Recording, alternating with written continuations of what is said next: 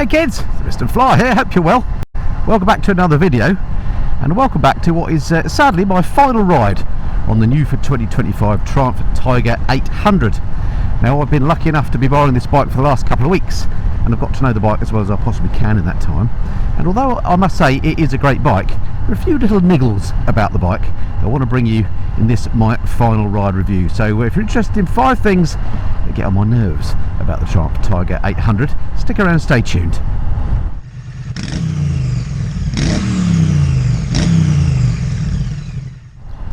Alrighty, welcome back to Great Missenden, folks, and a ride on the Triumph Tiger 800, well the Tiger Sport 800 I should call it, because that's its name. And as I say, this is going to be my final ride. Crikey, what's going on here? Now I have to say this bike is pretty good, and as well as giving you 5 things that I don't like about the bike, I'm going to be telling you some of the things that I love about it as well. But let's start off by, well, I'll park the bike up and I'll show you the first thing that I don't like about this bike.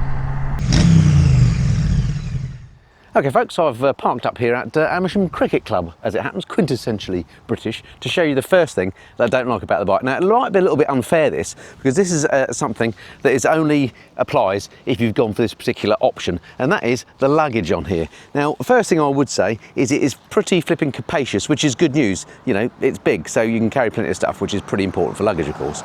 But what I don't like about it is it's just a little bit flimsy and a little bit fiddly. Let me show you the top box. If I open this up, which is always tricky one-handed, there we go, it just doesn't feel that well made when you lift her up, you know. It like I say, it's massive, and this one I think you can get 2 full face helmets in there as well, so it's actually pretty big, but it just feels a little bit cheap and nasty. I don't know how much it costs, but I imagine it's not cheap and nasty. Opening this one up, again, one-handed, let's give it a try. It's one of these sort of lift and then you have to sort of close it while you open it. Bounces open and there you go.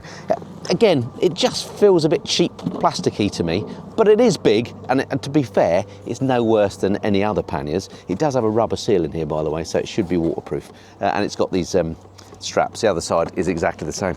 So yeah, I just think it feels a bit naff, the luggage, but again, that only applies if you bought the luggage as an option. All right, back on the bike. Okay, welcome back aboard the Tiger Sport 800. Talking about optional things like that luggage that I don't like very much. This bike that I got is a press bike, of course, and it's fitted with the optional spotlights. Now I have to say, what a horrible installation it is. Because look at these handlebars. Let's come around this corner, hang on a second, point the camera in the general direction. Here we go, look at this light here. Oh, this button rather, that is the button for the spotlights.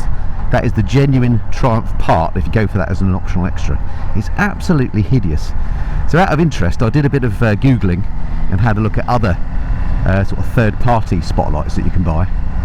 And I have to say, there are way better options available. There are some that look exactly like the BMW lights that cost like 400 quid if you buy them from BMW. You can get them for about 130 quid and they have a neat little button that you could install. So I would go for something aftermarket rather than going for the genuine Triumph part if you're going to go for spotlights. That's absolutely horrible, that.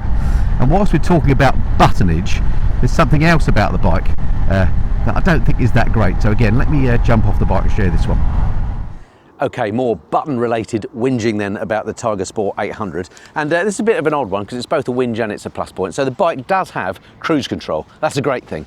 But check it out here, here's the button, and what you'll probably notice is it's just that button. So that means it's literally just on and off. So it's a very, very basic form of cruise control. Once you've engaged it, you can't like nudge the speed up, nudge it down, etc. It's just on or off. If you want to change your speed, you have to turn it off, adjust your speed, turn it back on again. So plus point that it's got cruise control, negative point that it's very, very basic. Okay, welcome back aboard the bike, and on to the 4th thing, I think it's number 4, that I don't like about this bike, and that is this windscreen. It's not very good in terms of wind protection. You can probably hear through the mic, it's quite windy sounding. It's not a particularly windy day, but this is the wind blast that I get in my face, which I actually prefer. The screen's in its lowest position at the moment, and I prefer the wind blast in my face because it's not as turbulent.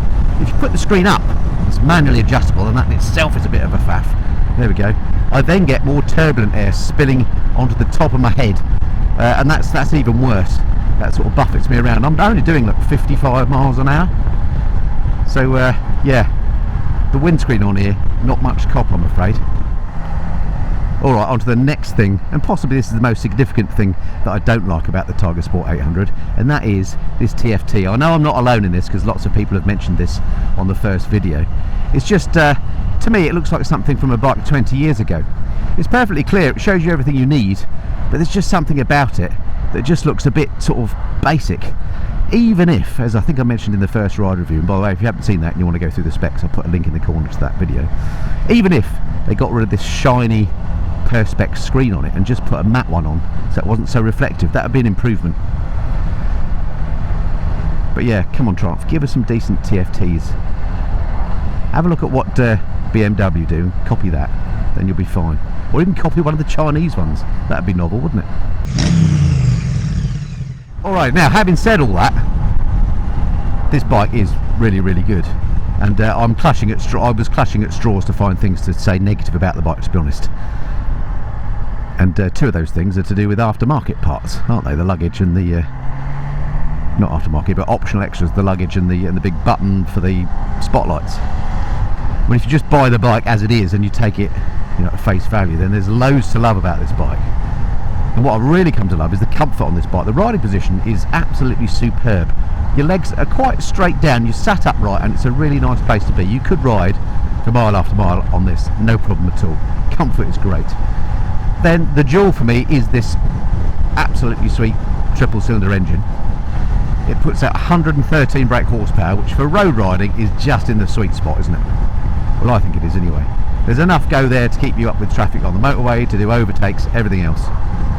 The engine is fantastic on this bike. I also think the bike looks really nice. I think from a looks point of view, Triumph have got it spot on. I think it's a really nice bit of design that Triumph have done on here. I love the decals on here. I'm not sure the black is definitely the best colour. I rather like the yellow one. But yeah, I think it's a good looking thing. It looks like a sports touring bike should look, in my mind. Blimey, it's busy around here today. Another thing that I really love about this bike is the level of electronics it's got on it. Now, I'm not a massive fan of electronics for electronics' sake, but when they're safety related, like traction control and ABS, then I am a fan. And now the Triumph Tiger Sport 800 comes with those. I say now, it's the first time this bike's been out. It has lean angle sensitive traction and ABS, and that's a great thing as far as I'm concerned. And it has that because it's got an IMU, of course, and it's also got a ride-by-wire throttle, which means it's got riding mode. So as far as electronics are concerned, it's got absolutely everything that I want and no more. Oops. Next thing I absolutely love about this bike, and what will stick in my mind, is its fabulous handling. I haven't been able to demonstrate it much this morning because it's been a very busy ride. As you can see, lots of traffic about, cyclists, the lot. But if you get a nice clear road and a twisty road, you can absolutely chuck this about. It feels nice and light and agile. It's non-threatening, very easy to ride. It would be the perfect first big bike, and you'd have a lot of fun on it. Again, thanks to that triple engine character. It puts a grin on your face, this bike. So that's another big plus. And in the interest of balance, to get to 5 things I love about the bike as well as 5 things I hate, another thing I love about the bike is the price. It's just a smidge under 11 grand this. I think it's quite a lot of bike for the money, and in particular when you compare it to its competitors. Things like Tracer 9, BMW F900 XR, those are both great bikes, but they're a little bit more expensive than this, and they're not necessarily as much fun to ride. So I think price wise, Triumph have got this spot on. And then last but not least, it's got plenty of wind protection down below, from head level below, notwithstanding what I said about the screen. Below it's pretty good on weather protection. It's a really comfy place to be, plenty of room. Yeah, it's a great bike. So despite my rather clickbaity title, as I said, I was clutching at straws to find things I didn't like about the bike. This is a fabulous bike. All the reviews were correct. Triumph have come out with a blinder, and the Tiger Sport 800 deserves to do very well for them, and I'm sure it will do. Alright, that's about it for now then. Thanks very much to you as ever for watching the video. Always fascinated to read your comments, so stick down anything below you think I might have missed, or if you're an owner and have got something else to add, do put it in the comments. Always love reading those. If it's the first time to the channel, don't forget to hit the subscribe button. I don't just do bike reviews here on the Mr. and Flyer, but I do bike news, bits and pieces about looking after your bike, trips and tours at home and abroad, anything and everything. I'll try and cover it here on the channel. It would be great to have you along next time. Alright, that's it for now though. Until next time, this has been the Mist and Flyer. Cheerio.